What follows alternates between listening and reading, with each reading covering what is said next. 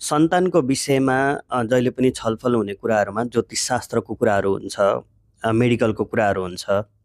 तपाईँको जन्मकुण्डलीमा कुनै पनि प्रकारले त्यस्तो स्वास्थ्यसँग चाहिँ सम्बन्धित कुराहरूमा चाहिँ समस्या आइराखेको छ भने अवश्य पनि तपाईँले राम्रो चिकित्सकसँग चाहिँ सल्लाह लिन सक्नुहुन्छ। राम्रो तरिकाले ट्रिटमेन्ट गरेपछि सन्तानको पक्ष पनि तपाईँको लागि चाहिँ राम्रो हुन्छ। तर तपाईँले चेक गर्दाखेरि चाहिँ कुनै पनि समस्याहरू देख्नु भएको छैन अथवा चेक गर्न चाहिँ तपाईँ जाँदै हुनुहुन्छ, तपाईँको गर्भ बसिराखेको छैन भने चेक गर्दाखेरि चाहिँ टन्नै खर्च लाग्छ। चेक गरेपछि चाहिँ उपायहरू गर्नुपर्ने हुन्छ। त्योभन्दा पहिला चाहिँ एकचोटि राम्रो अनुभवी ज्योतिषीसँग चाहिँ तपाईँले चिनाएर आउँदाखेरि चाहिँ राम्रो। कति केस छन् सन्तानसँग चाहिँ सम्बन्धित कुरामा जहाँ चाहिँ आइभीएफ गरेर पनि सन्तान चाहिँ बसेको छैन। तपाईँको यो टाइममा चाहिँ नगर्नु ल, तपाईँको आइभीएफ गरे पनि खेर जान्छ भनेको मेरै चिनाएर आउने केसहरूमा पनि छ। त्यही भएर चिना हेराउँदाखेरि चाहिँ जहिले पनि पुरुष र महिला दुवैजनाको चाहिँ चिना हेर्नुपर्ने हुन्छ।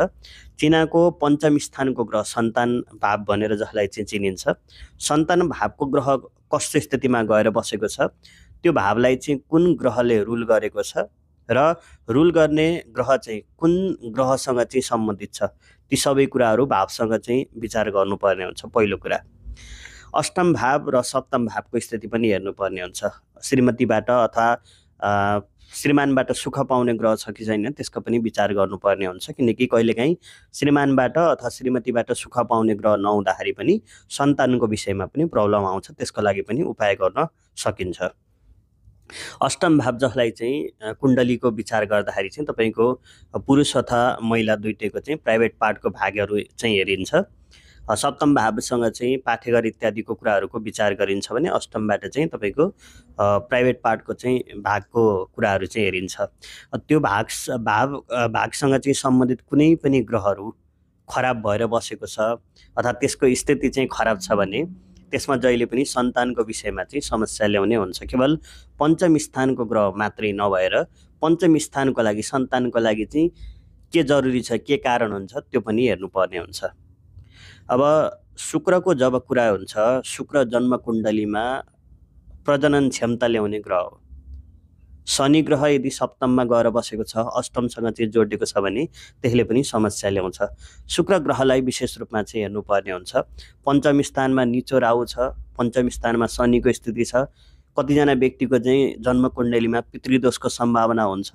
त्यस स्थितिमा पनि पितृको कारणले पितृदोषको उपाय गरेपछि सन्तान हुने पनि केसहरू छ।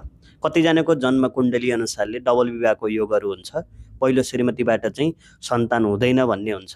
पहिलो श्रीमतीबाट चाहिँ सन्तान हुँदैन भन्ने भएपछि यसको अर्थ होइन कि तपाईँले छोडेर चाहिँ अर्को विवाह गर्नुपर्छ भन्ने पनि जरुरी छैन।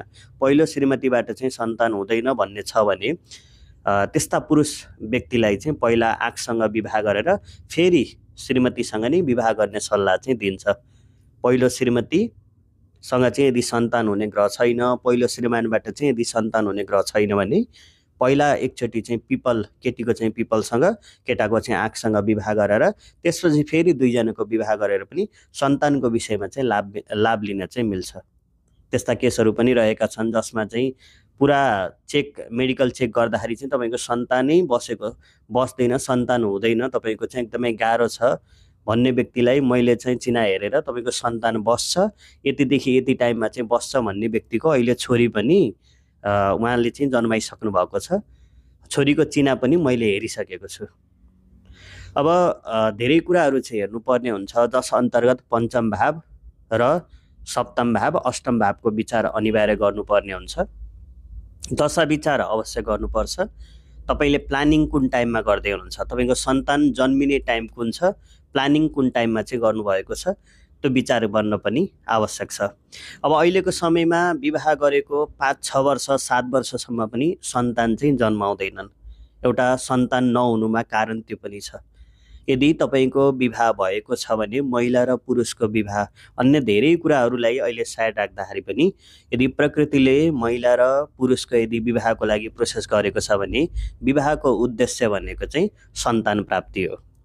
सन्तान प्राप्तिको लागि चाहिँ यदि दिएको छ भने चाहिँ त्यसमा चाहिँ विवाह भएको केही टाइममै यदि सही तरिकाले सही दशामा चाहिँ प्लानिङ गर्ने भने कुनै कुनै व्यक्तिको चाहिँ सन्तान ढिला हुने योग हुन्छ। त्यो विषयलाई छोडेर कतिजनाको चाहिँ विवाह भएको 1 वर्ष 1.5 वर्ष 2 वर्ष 3 वर्षभित्र चाहिँ सन्तान हुने योगहरू चाहिँ बनेको हुन्छ। तर त्यही ठाउँमा चाहिँ यदि तपाईँले पछि सन्तान प्लानिङ गर्नु भने त्यहाँ पनि समस्या आउँछ।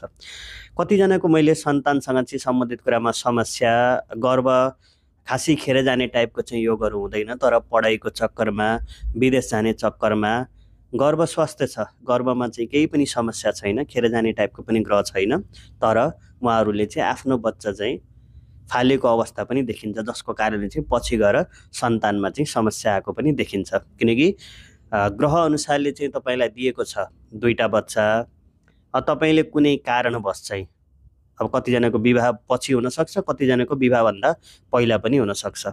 कतिजनाले चाहिँ गर्भ खेरा फाल्नुहुन्छ, खेरा फाल्ने तपाईँले 2टा सन्तानको चाहिँ ग्रह छ, 2टा नै तपाईँले गर्भ खेरा फाल्नुभयो भने त्यसपछि तेस्रो सन्तान हुन त गाह्रो हुन्छ। यी चिजहरूलाई पनि ध्यान दिनु होला। यदि बाइचान्स कुनै गर्भ बसिसक्यो भने चाहिँ त्यसलाई फाल्ने काम पनि नगरेको राम्रो।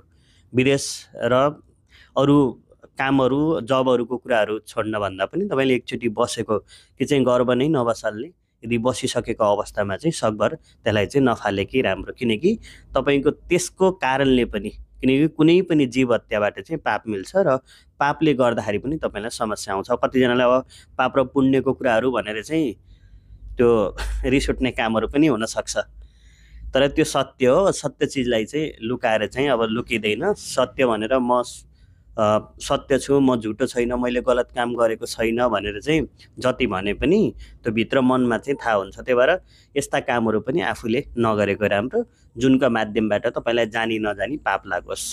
त्यही भएर यस्ता सबै कुराहरूलाई चाहिँ तपाईँले विचार गरेर राम्रो टाइममा चाहिँ यदि प्लानिङ गर्नु भने तपाईँलाई अवश्य पनि सन्तानको कुराहरूमा चाहिँ लाभ हुन्छ। र मैले जहिले पनि के भन्छु भने यदि सन्तान गर्भ बसिसकेको छ भने कतिजना मलाई सोध्नुहुन्छ, गुरु यो टाइम त यो युट्युबहरूतिर हेर्दाखेरि चाहिँ यो टाइम गर्भधानको लागि चाहिँ राम्रो देखिएको रहन्छ, यो टाइममा चाहिँ गर्भधान गर्न हुँदैन भन्नुहुन्छ गुरुहरूले। मेरो चाहिँ गर्भ बसिसकेको छ, अब मैले चाहिँ यसलाई के गरौँ, राखौँ कि फालौँ भनेर चाहिँ सोध्नुहुन्छ।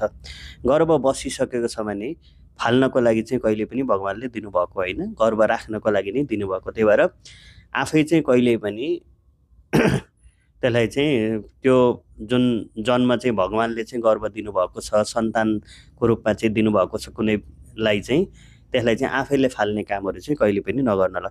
जुन व्यक्तिहरूले चाहिँ गर्नुभएको छ, अलरेडी चाहिँ गर्नुभएको छ, त्यो चिजलाई चाहिँ जीवनमा अब मैले त फालेँ, मलाई त पाप लाग्यो भन्ने त्यतातिर पनि टेन्सन चाहिँ नलिनुहोस्। जुन चाहिँ कुराहरू भइसकेको छ त्यो चिजलाई जानी नजानी चाहिँ जुन कुराहरू भइसकेको छ त्यो चिजलाई चाहिँ दिमागमा राख्ने होइन, त्यो चिजलाई छोडिदिनुहोस्। अबदेखि चाहिँ त्यस्ता चिजहरू चाहिँ नहोस् भनेर चाहिँ हिँड्नुपर्ने हुन्छ।